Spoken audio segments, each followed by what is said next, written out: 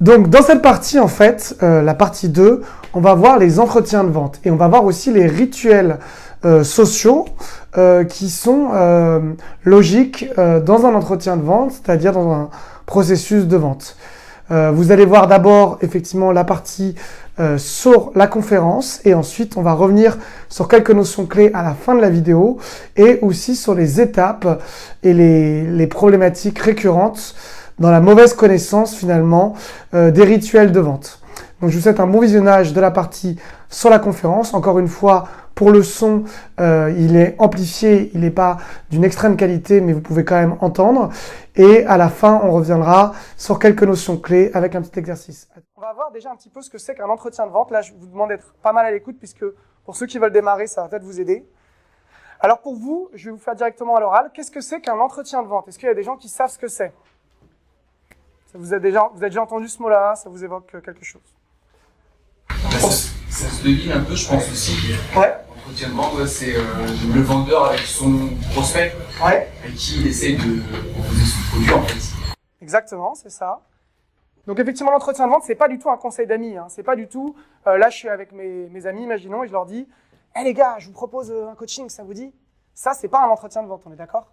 Un entretien de vente, c'est un temps qui est dédié et qu'on a dédié avec une personne pour lui parler de notre service ou notre produit. C'est-à-dire qu'on a pris rendez-vous avec la personne pour lui parler de notre produit ou de notre service. C'est pas du tout la même chose que ça peut se faire au téléphone aussi, parce que j'ai senti là-bas, j'ai des capteurs. Ça peut aussi se faire au téléphone, l'entretien de vente, mais c'est un temps qui est dédié au fait de parler de son produit ou de son service. Donc du coup, ça se fait pas entre guillemets ça peut se faire entre un verre ou quoi, mais c'est pas du tout à ce moment-là un entretien de vente. C'est une proposition de vente directe, mais c'est pas un entretien de vente. On va voir quel est l'intérêt de l'entretien de vente. Donc l'entretien de vente, ce n'est pas un conseil rapide entre amis, entre 2 bières ou 2 verres de vin. C'est pas ça. C'est plutôt une invitation formelle, donc plus ou moins formelle, mais en tout cas une invitation, placée sur une horaire, sur un sujet précis, qui est l'échange qu'on va avoir sur le produit ou le service qu'on veut proposer. Je vous donne un exemple concret. Je suis avec monsieur et je veux lui proposer un entretien de vente. Je lui dis, bah tiens, tu serais intéressé pour discuter par exemple de développer ton business. Est-ce que ça te dit qu'on se voit mardi, 14h pour en parler? Pour l'instant, je ne lui vends rien du tout. On est d'accord? Je lui ai juste proposé qu'on prenne un temps pour parler de ça. Mais il sait quand il va venir qu'on va parler du fait de développer son business. Vous êtes d'accord? Il ne vient pas en mode on va prendre des biscuits ensemble et discuter de la pluie et du beau temps. Vous voyez la différence? Pourquoi c'est important ça? Parce que ça crédibilise vachement, énormément, votre vente. C'est-à-dire qu'en fait, quand vous faites ça, vous êtes professionnel. C'est-à-dire que la personne, elle sait qu'elle vient voir un professionnel. Elle vient pas voir quelqu'un qui va lui proposer entre deux feux quelque chose. Elle vient voir quelqu'un qui a un service, un produit qu'il connaît et qu'il maîtrise, et dans lequel elle va pouvoir échanger avec. Ok? Si vous êtes dans un magasin, par exemple, l'entretien de vente, il se passe quand vous êtes avec la vendeuse en train de discuter sur le produit. Vous êtes d'accord? Mais dès que vous rentrez dans le magasin, vous êtes déjà dans un cadre professionnel, puisque vous êtes dans un cadre où vous allez acheter un produit. Vous voyez ce que je veux dire? Donc vous, si vous voulez installer ce cadre, il est crucial que vous sachiez inviter les gens pour des entretiens de vente. Un entretien de vente, c'est pas un coup de pression, hein. C'est pas genre tu veux m'acheter quelque chose. C'est par exemple Mohamed qui est ici. Mohamed, est-ce que ça te dirait qu'on prenne un rendez-vous, un de ces quatre, pour discuter gratuitement, comme ça, 20 minutes de ton idée de développer ton business? D'accord? Mohamed, il peut me dire oui, non, mais pour l'instant, je ne lui ai rien vendu. Je lui ai juste dit qu'on allait discuter à un moment donné de ça. Mais il sait quand même, quand il va venir, que ce qu'on va discuter, c'est de fait que je peux éventuellement lui proposer quelque chose. Est-ce que ça ne peut pas créer une gêne? Je veux dire, supposons que, est-ce que le potentiel prospect ne peut pas se sentir obligé de prendre quelque chose à la fin parce qu'il sait que tu me consacres du temps et que tu vas sûrement me proposer un de tes produits ou services? Est-ce qu'il n'y a pas ce côté réciprocité? Tout à fait. Alors par contre, moi ce que j'ai envie de te remontrer, c'est la diapo d'avant. C'est-à-dire que je t'ai dit que les croyances, elles parlent plus de toi que de ton client. Donc peut-être que cette gêne vient plus de toi, Mohamed, que de la personne à qui tu proposes. Et donc là, on revient sur la première partie. C'est-à-dire que non, en fait, a priori, c'est un échange. Et justement, on va travailler par la suite sur les objections. La personne peut tout à fait refuser, ou démarrer plus tard, ou démarrer après, ou même juste discuter, réfléchir qu'aujourd'hui, elle n'a pas les moyens, ou elle n'a pas le temps pour ça. Mais toi, tu vas lui dire que tu existes, c'est tout. Ok? Donc le jour où elle aura besoin de toi, elle sait qui aller voir. C'est juste pour rebondir sur ce que disait monsieur. J'ai cru comprendre que, en fait, par rapport à la réciprocité, c'est ça? Oui, c'est ça. En fait, j'ai l'impression qu'en tant que vendeur, si on se met un peu dans une position purement réciproque, ça peut sous-communiquer qu'on n'assume pas vraiment notre posture de vendeur. Et que du coup, en fait, on n'est pas cohérent dans ce qu'on fait en tant que vendeur et qu'on essaie de jouer les amis alors qu'en fait, autant être transparent sur le fait qu'on vend. D'accord, et tout à fait. Je vais reprendre ce que dit Hugues. C'est que j'ai dit que ça donnait un cadre professionnel, et c'est que oui, vous êtes un professionnel. Vous n'êtes pas un amateur qui essaie de proposer quelque chose en faisant un échange. En même temps, je te coach, en même temps, toi, tu vas m'apprendre la bicyclette. C'est pas ça. C'est pas parce que sinon, ça peut évoquer ça. Toi, tu vas arriver. Si je te dis pas ça, tu vas venir et tu vas dire, il me propose un truc, moi je lui en propose un. On est en train de prendre un verre. Ça peut être cool. Non, non, non. Je sais que là, j'ai senti, ça choque un petit peu, mais non, non. Je te propose vraiment un produit. D'ailleurs, c'est mon métier. Je travaille de manière professionnelle. Je vends des services de coaching. Ce que je te propose, c'est qu'on en discute gratuitement. Mais je te le dis et je suis transparent là-dessus. D'accord? Donc, du coup, quand tu vas venir, tu sais pourquoi. Oui?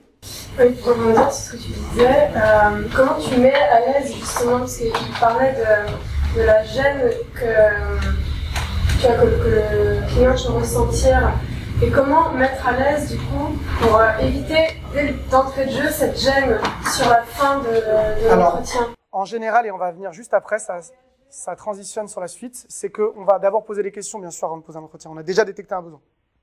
Donc, en fait, la personne nous a déjà formulé plus ou moins un besoin, et c'est après qu'elle nous ait formulé un besoin qu'on va lui proposer d'en discuter lors d'un entretien. Mais on ne va pas directement proposer, sinon on fait de la vente forcée. Mais on va y arriver tout de suite. Donc, c'est parce que Mohamed aurait parlé pendant 10 minutes avec moi de son problème, que suite à ça, je lui dis, bah écoute, en fait, je suis un professionnel de ce dont tu parles, et si tu veux, on peut en discuter gratuitement, 15 minutes, un jour, chez moi, et on verra si tu as envie de démarrer. Moi, ce que je dis, en général, la phrase que je dis, mais après chacun a la sienne, mais ça vient surtout de démystifier la vente, d'être à l'aise avec ça, c'est une phrase comme « Écoute, ce que je te propose, c'est qu'on en discute un jour, c'est totalement gratuit. Mon but, c'est de t'écouter, de voir un petit peu de quoi tu as besoin. Toi, du coup, tu pourras exprimer ton besoin. Je pourrais déjà te donner quelques petites astuces. Et moi, je te présenterai aussi comment on peut travailler ensemble. Suite à ça, on verra si oui ou non on peut travailler ensemble ou pas. Et si tu n'as pas envie, on restera bons amis, il n'y a pas de souci. Mais vous voyez, je le dis avec aisance, pas parce que les mots que j'utilise sont bons, mais parce que je suis totalement à l'aise avec le fait que Mohamed peut ne pas avoir envie ou peut avoir envie. En fait, il fait ce qu'il veut.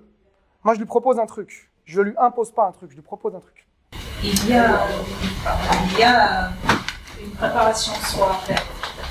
Plus en tant que vendeur en mission en soi, plus on va communiquer cette assurance envers le futur acheteur. Si on le voit déjà comme futur acheteur et on en est cadré là-dessus en soi, et sûr, là, on va en quelque sorte pouvoir provoquer une vente. Mais ce sera tout à fait bénéfique. Oui, effectivement, il y a une préparation, et c'est ce qu'on a vu dans la première partie, c'est d'être à l'aise avec ça. Mais de toute façon aussi, il y a un deuxième effet, c'est l'effet qui se coule, c'est que plus vous le faites, plus vous allez être à l'aise avec, comme n'importe quoi, plus vous allez faire d'entretien, plus vous allez être à l'aise avec ça. Alors, avez-vous déjà eu un entretien de vente? Et sinon, pourquoi vous n'en avez pas eu? Alors, qui a déjà eu des entretiens de vente ici? D'accord, d'accord. Les autres, vous n'en avez pas encore eu, du coup. Alors, pour ceux qui n'en ont pas eu, pourquoi vous n'en avez pas eu pour l'instant? C'est pas pour... Il n'y a pas de culpabilité, hein, c'est juste pour essayer de comprendre. Pourquoi? Vous n'avez pas eu... vous le proposez plus en mode direct, ou comment ça se passe? Moi, j'en ai vécu un en tant qu'acheteur. D'accord, tu l'as bien vécu ou mal vécu? Ça dépend. Ça dépend de la personne en face. Ça dépend de la personne en face. Des fois, c'est très très très bien. La plupart du temps, ça se passe bien. Vous voyez, là, on a un témoignage positif pour vous mettre dans la peau d'un client qui a déjà eu un entretien de vente qui était plutôt agréable. Ok. Donc, vous voyez, on peut aussi avoir des entretiens de vente qui sont agréables. Ça prouve bien qu'on ne se sent pas forcément mal à l'aise en tant que client quand la personne en face est tranquille avec le sujet. Alors, je vous propose de regarder les étapes d'un entretien, je vous les donne. Les étapes d'un entretien, c'est déjà d'accueillir le client. Donc, je vous les transmets. Une fois qu'on l'a accueilli, on va rechercher son besoin. On reverra ça après, juste après. Ensuite, on va reformuler son besoin. Ensuite, on va présenter son produit. Vous voyez que c'est après qu'on présente son produit. C'est pas tout de suite. D'abord, on a écouté le besoin avant de présenter son produit. L'erreur souvent des débutants, c'est de tout de suite proposer son produit, sans même écouter le besoin. Ensuite, on argumente les bénéfices et les propositions qu'on fait. Donc, c'est-à-dire qu'on est dans une discussion, dans une co-construction, comme on l'a dit avant. Et on répond aux objections. Donc oui, peut-être que la personne ne veut pas démarrer tout de suite, etc. Et on conclut la vente. C'est-à-dire qu'il y a vraiment ce qu'on appelle le closing. C'est-à-dire qu'à un moment donné, on présente son prix, on présente une date de démarrage. Ça se conclut vraiment par quelque chose de formel. C'est pas on se tient au courant, on verra. Ça aussi, ça parle beaucoup de vous parce que souvent les vendeurs débutants vont dire on se tient au courant. Mais en fait, c'est eux qui l'ont dit, c'est pas le client. Donc ils sont auto-sabotés, quoi. Ils ont pris une pistolet. En fait, je suis pas assez à l'aise pour te vendre, donc je préfère pas te vendre. Et la prise de congé, bien sûr, c'est au revoir. Voilà, vous avez vu un petit peu qu'est-ce que c'est qu'un entretien de vente. Je voudrais revenir sur les étapes clés de l'entretien de vente. Alors, vous avez vu, l'étape numéro 1, bien entendu, c'est d'accueillir son client, c'est-à-dire d'être vraiment disponible pour la personne, déjà de la mettre dans un état confortable, en étant déjà confortable soi-même. Ça peut être tout simplement l'accueillir, lui servir un verre, discuter un peu avec lui, de tout et de rien, avant de parler directement du sujet qui l'amène, c'est-à-dire le produit ou le service que vous lui proposez. Ça peut être également tout simplement lui servir un café ou quelques phrases pour lui proposer de s'asseoir et de discuter. La deuxième étape, vous l'avez vu, c'est de rechercher le besoin et on va voir comment juste après en posant des questions ouvertes. La troisième étape, c'est bien sûr de reformuler le besoin, chose qu'on évite des fois de faire et pourtant qui est très important puisque ça permet d'amplifier le besoin de la personne en lui rappelant son besoin, mais aussi qu'elle-même en prenne conscience qu'elle a un besoin. Et surtout, de lui dire avec ses propres mots. Le dernier intérêt aussi de reformuler le besoin, c'est de valider avec la personne que c'est bien de ça dont la personne a besoin et pas d'autre chose. La quatrième étape, c'est bien sûr de proposer son service ou son produit à la personne. Vous verrez qu'on va vraiment parler de l'affirmation de soi, puisqu'à un moment donné, il faut quand même montrer à la personne qu'on est capable de répondre à son besoin. Et enfin, il faut argumenter les bénéfices en lien avec les besoins exprimés par le client, c'est-à-dire de revenir sur qu'est-ce que nous a dit le client et de appuyer sur les bénéfices qu'on peut apporter par rapport à ça. Enfin, la dernière étape, c'est bien sûr de répondre aux objections. C'est une étape tout à fait normale et classique dans la vente. Quelqu'un qui est intéressé veut tester pour être bien sûr que ça lui corresponde avant de se décider. Donc, vous verrez, on reviendra beaucoup sur cette notion de comment on peut répondre aux objections et surtout créer un échange, une co-construction à ce moment-là pour vraiment aller au bout de la vente et closer, c'est-à-dire faire en sorte que la personne achète le service ou le produit dont elle a besoin. Enfin, il y a des étapes qui sont cruciales dans la partie du closing. C'est vraiment d'aller jusqu'à la fin de l'achat, d'accompagner la personne à acheter. C'est la partie du closing dont on verra également plus d'aspects dans la suite de la formation. Et la dernière étape, bien entendu, c'est la prise de congé. C'est de dire au revoir à la personne, de la saluer, de la remercier et de partir en bon terme pour ensuite démarrer ou un accompagnement ou un produit qu'on a vendu. Alors, il y a une étape cruciale que je ne vous ai pas parlé, c'est vraiment la capacité à comprendre aussi les rituels de la vente. Parce que maintenant, je vous les ai donnés, mais est-ce que vous avez compris quels sont l'intérêt de ces rituels et pourquoi en fait on fait ces rituels et également quelles sont les erreurs les plus classiques dans le respect ou le non-respect de ces rituels. Alors, l'erreur classique numéro 1, c'est vraiment que la personne ne cadre pas l'entretien. C'est-à-dire qu'on a un vendeur qui va finalement laisser le client parler de tout et de rien, dévier sur tous les sujets et ne pas respecter les étapes qu'on a dit avant.